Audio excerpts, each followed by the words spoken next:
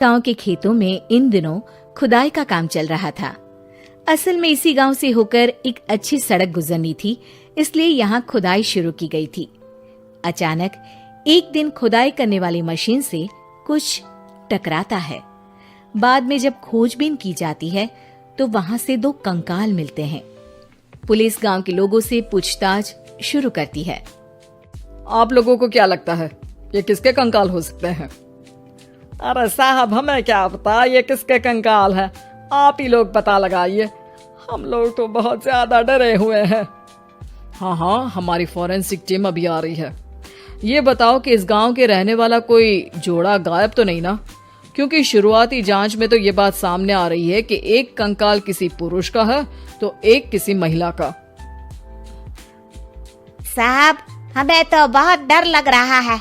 ऐसे कंकाल मिलने का मतलब गांव के आसपास ही किसी की हत्या हुई है या फिर किसी को जलाकर मार डाला गया है।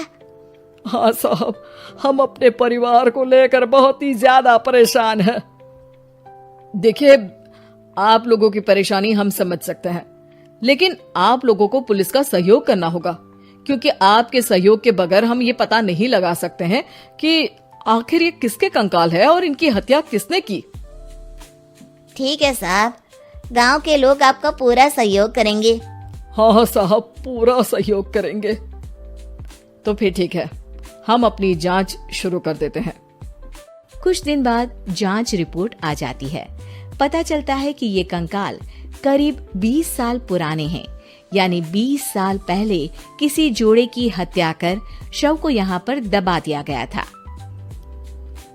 इंस्पेक्टर राघव, ये बताओ कि 20 साल पहले की मर्डर मिस्ट्री क्या आप सुलझ सकती है? हाँ सर, क्यों नहीं, लेकिन अब सबूत और गवाह काफी मिट गए होंगे। मुश्किल तो होगी, लेकिन शायद किसी परिवार को इंसाफ मिल सके। इंस्पेक्टर राघव, आप बिल्कुल सही कह रहे हैं। किसी परिवार को तो इंसाफ मिलेगा ही और किसी को उसके किए की सजा भी मिलेगी।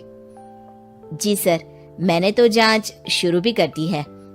20 साल पहले इस गांव के 2 जोड़े अचानक कहीं गायब हो गए थे।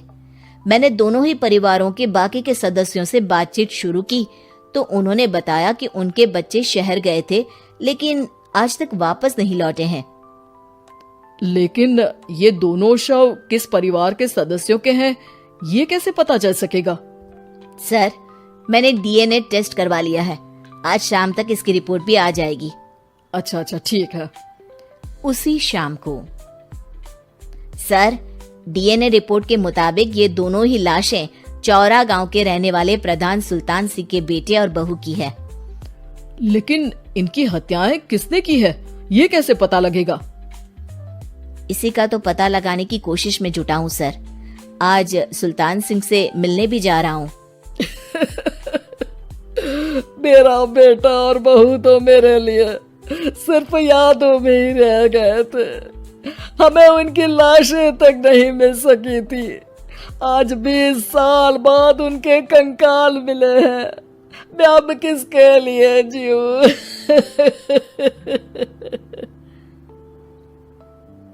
लेकिन सर, क्या आपकी किसी से कोई दुश्मनी थी? अपने बेटे बहू की हत्या के लिए आप किसे जिम्मेदार मान रहे हैं? अब मैं किसका नाम बोलूं? मेरी तो किसी से दुश्मनी नहीं थी, बस मेरे बेटे बहू को कोई वापस ला पाता।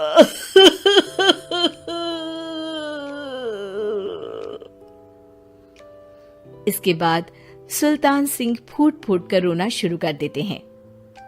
सर, अब आप इनका अंतिम संस्कार करवा सकते हैं। कम से कम इनका शरीर ना सही, इनका कंकाल तो आपको मिला है। लेकिन हाँ, अगर आपको कुछ भी याद आए तो जरूर बताइएगा। मेरी तो बेटा अब उम्र हो गई है, लेकिन मेरे बेटे और बहू के हत्यारों का जरूर पता लगाइएगा, क्योंकि जब तक हत्यारे पकड़े नहीं जाएंगे मेरा मन नहीं मानेगा। सर, हमारी पूरी कोशिश रहेगी हत्यारे को पकड़ने की। लेकिन एक बात बताइए, उस वक्त आपको किस पर शक गया था? उस वक्त मेरे एक ड्राइवर को पकड़ा गया था, लेकिन सबूतों के अभाव में उसे छोड़ दिया गया था। अच्छा, और ड्राइवर पर कैसे शक हुआ था? क्योंकि उस दिन ड्राइवर छुट्टी पर था। उस समय लेकिन लाश क्यों नहीं मिल सकी थी? उस वक्त पुलिस ने बहुत कोशिश की थी, लेकिन दोनों की डेड बॉडी नहीं मिल सकी थी। ठीक है, हमारी तफ्तीश चल रही है, मैं फिर आऊंगा।